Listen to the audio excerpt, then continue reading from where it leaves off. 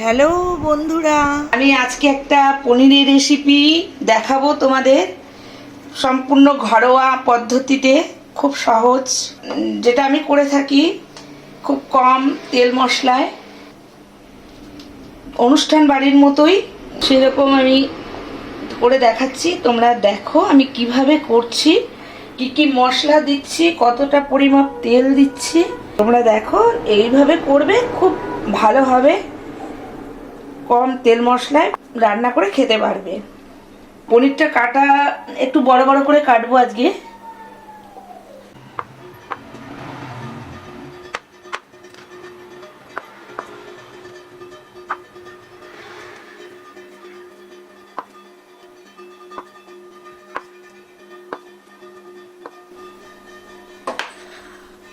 পনির কাটা আমার হয়ে গেছে। এরপর আমি এগুলো একটু তেলে হালকা করে ভেজে নেব। কড়াই বসিয়ে দিয়েছি, গরম হয়ে গেছে। এখন আমি পনিরটা রান্না করব রাইস অয়েল দিয়ে। পনির সাধারণত সাদা তেল বা রাইস অয়েল এগুলো দিয়েই রান্না করা ভালো, কারণ সর্ষের তেলটা ঠিক পনিরের সাথে যায় না, এটা আমার অভিজ্ঞতা। পনির ছেড়ে দিচ্ছি।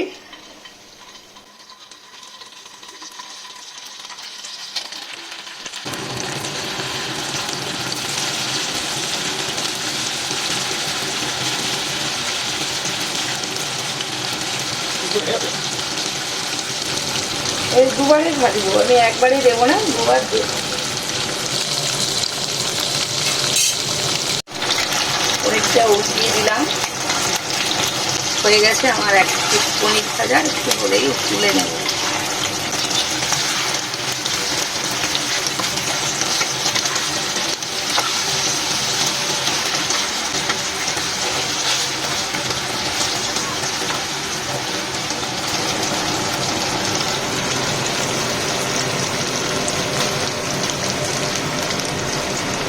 এটা হয়ে গেছে, আমি এখন উঠিয়ে নিচ্ছি।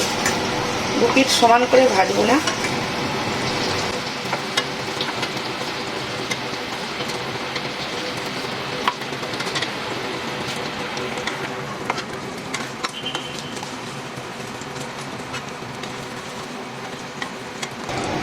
বাকি যে পনিরটা আছে আমি দিয়ে দিলাম। পনিরটা খুব বেশি লাল করে ভাজার দরকার নেই, কারণ পনির হালকা ভাজলেই ভালো। পনির আমার ভাজা হয়ে গেছে, পনির উঠিয়ে নিয়েছি। এই পনির ভাজা অল্প, এই যে তেলটা আছে এর মধ্যে আমি আরেকটু তেল অ্যাড করছি। আমি বলেছি বেশি তেল দেব না, কম তেল মশলায় সেটাই হবে। এরপরে আমি দুটো তেজপাতা দিয়ে দিলাম, 4টে এলাচ ফাটিয়ে দিয়ে দিলাম। হয়েছে, তেজপাতা এলাচ হয়ে এসছে। এরপর আমি আমার মশলাগুলো এক এক করে দিতে থাকবো। প্রথমেই দিলাম আদা, 1 টেবিল চা চামচ দিলাম, আর এই একটু দিলাম।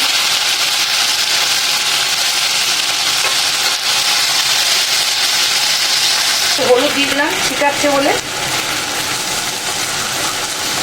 এরপর এটা জিরে ধনে আমি একসাথে ঘরে যে পেস্ট করি, জিরে একটু বেশি, ধনে একটু কম দিয়ে পেস্টটা আমি নিজেই ঘরে তৈরি করি। ওই মশলা 1 চামচ দিলাম।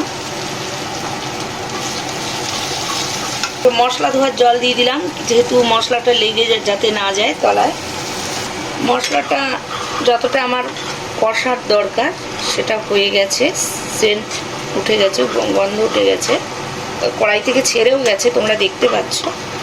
এরপর আমি টমেটো পেস্টটা দিয়ে দেবো। টমেটো পেস্টটা সবটাই দেবো, যেটুকু আমার পনির আছে 300 গ্রাম মতো, সেই অনুযায়ী টমেটো পেস্টটা আমি সবটাই দিয়ে দিচ্ছি।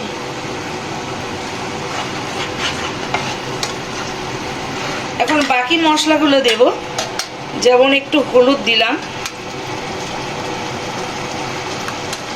পনিরে বেশি হলুদ দিতে নেই, কম দেব। এমনি ঘরে তৈরি করা আমার লঙ্কা গুঁড়ো, লঙ্কার পাউডার আমি নিজেই বাড়িতে বানিয়েছি, দিলাম। আর রেড চিলি পাউডারটা আমার কেনা, এইটা তো আমি করতে পারি না, এটা কেনাই আমাকে দিতে হয়।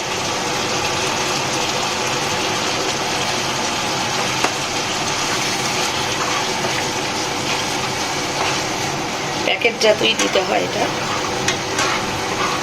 এরপরে আমি এই কাজু এই কটা নিয়েছি, কাজুটা পেস্ট করব। তার সঙ্গে আমি 1 চামচ পোস্ত দেবো। জিরে তো বেশি, আদা জিরে এগুলো বেশি, মশলাগুলো খুব বেশি যায় না। এই কাজু পোস্ত দিলাম, এটা গ্রেভিটা হবে প্লাস টেস্ট হবে। পেস্ট করে নেব। গ্রেভিটা মোটামুটি হয়ে গেছে। এখন আমি নুন আর চিনি একটু দিতে বাকি আছে, ওটা দিয়ে দিই। পরিমাপ মতো নুন দিলাম, 1 টেবিল চামচ চিনি দিয়েছি, তার থেকে আর একটু বেশি দিলাম। এখন পনিরের জন্য মশলা কমপ্লিট। এখন আমি এবারে কাজু পেস্ট দিয়ে দেবো, বাকি কাজু পেস্ট দেবো আর দই একটু দেবো। কাজু পেস্টটা দিয়ে দিলাম।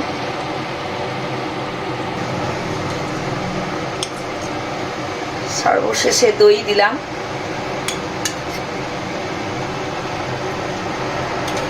2 টেবিল চামচ দই অ্যাড করলাম।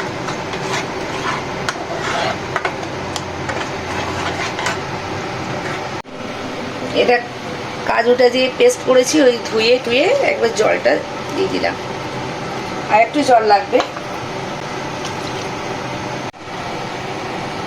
এখন আমি ঢাকা খুলে, গ্রেভিটা হয়ে গেছে, ফুটে গেছে। এখন আমি পনিরটা এর মধ্যে দেব।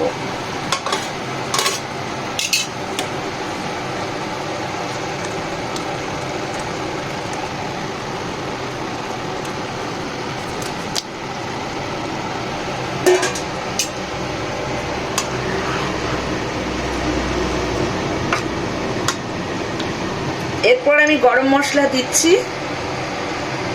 গরম মশলা আমার ঘরে বানানো, আমি বানিয়ে রেখে দিই। যেটা হালকা হাতে একটু ঘি দিলাম, 1 চামচই দিলাম।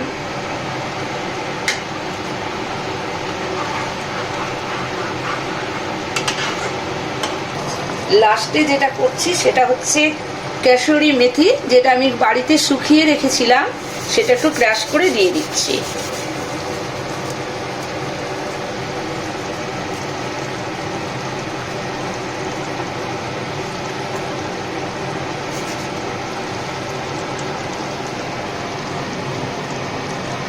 এখন আমার পনির রান্না কমপ্লিট। এরপরে আমরা পনিরটা বাটিতে সার্ভ করে করছি। দেখো তোমরা, পনির যে বানিয়েছি যেটা, সেটা অনুষ্ঠান বাড়ির মতো বলেছিলাম, সেরকমই বানিয়েছি। কম তেল মশলা, ঘরে থাকা সব জিনিস দিয়েই বানিয়েছি। এটা তোমরা এরকম করে বানাও।